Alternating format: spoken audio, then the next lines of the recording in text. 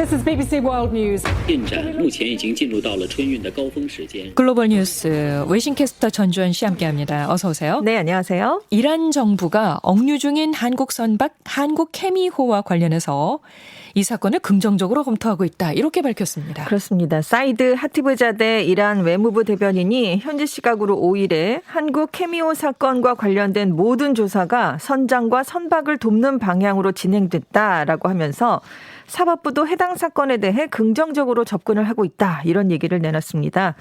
지금 이란에는 억류된 성장을 포함해서 한국인 선원 5명, 미얀마인 6명, 베트남인 2명, 인도네시아인 1명 이렇게 14명이 머물고 있는데요. 네. 왜냐하면 이 14명이라는 인원이 국제법상으로 한국 케미호 운항을 위해서 필요한 최소 인원이기 때문입니다. 네. 지금 케미호가 억류에서 풀려나더라도 곧바로 한국으로 돌아오진 않을 것으로 보이는데요. 일단 선박 상태를 좀 점검을 해야 돼요. 멈춰 있었던 적이 오래됐기 때문에. 네. 또 납포 당시에 메탄올 같은 화학 물질을 싣고 아랍에미리트로 향하던 중이었기 때문에 일단 이 화물을 목적지에 내려줘야 됩니다. 그 뒤에도 바로 귀국을 할지 아니면 선원들이 이미 상당수 교대가 됐기 때문에 또 다른 화물을 싣고 다른 곳으로 향할지 이것이 아직 결정되지 않았다라고 선사 측이 설명을 내놨습니다. 그렇군요. 이란이 이렇게 태도를 좀 바꾸게 된 네. 이유는 뭘까요? 그러니까 일단 한국 내 동결 자금 문제가 급 진전되고 있을 가능성이 있다 이런 얘기가 나오고 있는데요. 네. 지금 정세균 총리가 이달 중순에 석방 문제를 마무리 짓기 위해서 이란 방문을 준비 중인 것으로 알려지고 있거든요. 그래서 이것을 계기로 한국 내 동결 자금 문제가 해결되길 바란다라고 이란이 기대감을 드러냈습니다. 네. 우리 외교부가 이란하고 1월에 교섭을 벌였었잖아요. 그래서 여러 가지 방안을 논의를 했는데 지금 동결된 자금을 이란 명의의 스위스 계좌로 송금을 한 뒤에 스위스 인도적 교역 절차를 이용해서 이걸 사용하도록 하는 방안이 유력한 것으로 알려져 있습니다.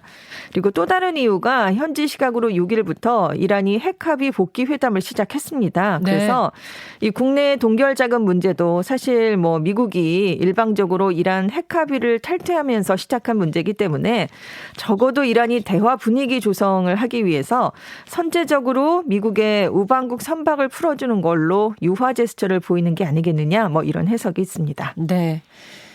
호주와 뉴질랜드가 자가격리 기간을 거치지 않고 양국 간 여행할 수 있도록 하는데 합의를 했다는 소식이 있죠? 그렇습니다. 뉴질랜드가 19일부터 자국에 입국하는 호주인들에 대해서 코로나19와 관련된 의무 격리를 면제하기로 했습니다.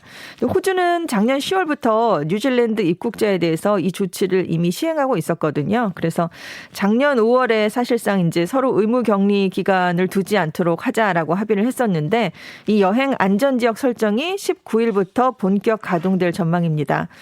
여행 안전지역이 설정되면요. 뉴질랜드를 방문하는 호주인들은 항공기 안에서 마스크를 꼭 써야 되고요. 네. 체류하는 기간 동안 코로나19 추적 애플리케이션을 설치해야 됩니다.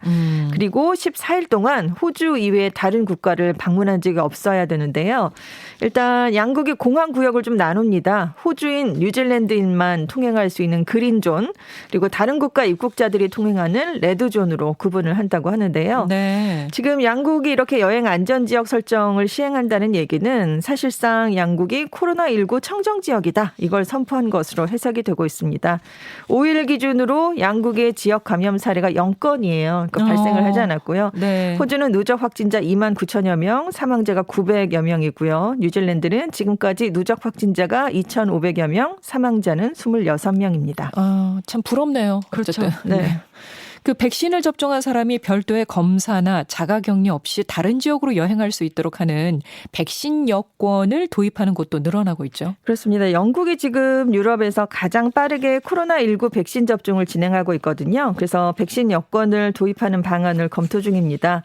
워낙은 해외여행을 갈 때만 이걸 도입하는 방안을 검토하고 있었는데요. 이제 경제 회복 속도를 좀 높이기 위해서 일상생활에서도 백신 여권을 사용할 수 있을지 이걸 검토하고 있습니다. 네. 그러니까 극장을 간다든가 나이트클럽, 대규모 축제, 스포츠 이벤트 등의 관중이 입장할 때 한번 이게 중요한 역할이 될 수 있나 본다는 건데요.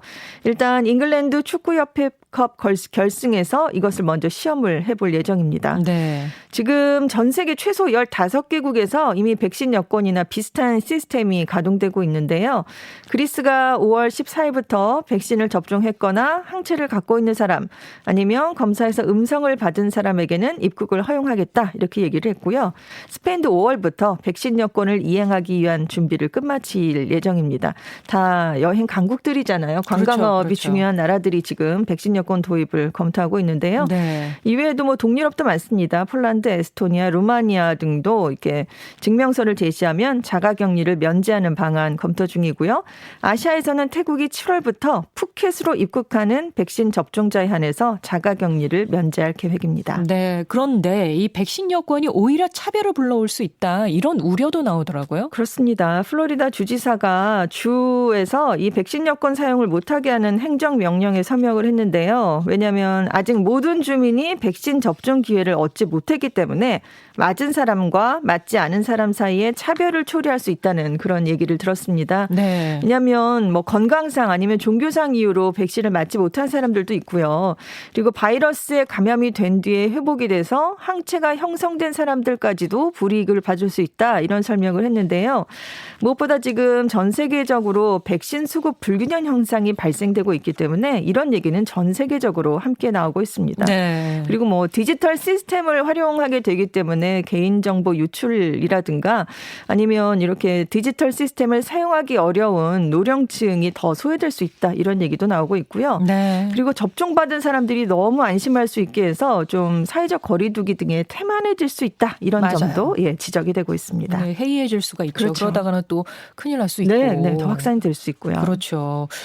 그런데 일본 정부에서 일주일에 4일은 일하고 3일은 쉬는 선택적 주 3일 휴일제를 도입하는 방안을 본격 검토하고 있다는 소식이 있어요. 그렇습니다. 다양한 근무 환경을 만들기 위해서요. 이게 뭐 다 강제적으로 한다는 건 아니고 희망하는 직장인에 한해서 이렇게 선택적 주 4일 근무제 추진을 지금 준비 중인 것으로 알려졌는데요.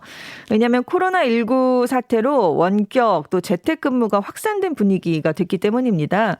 그래서 뭐 탄력적으로 근무를 이제 다른 곳에서도 할 수 있게 되니까 유연한 근로 문제가 중요하게 여겨지기 시작을 해서 본격 도입을 고려하게 된 건데요.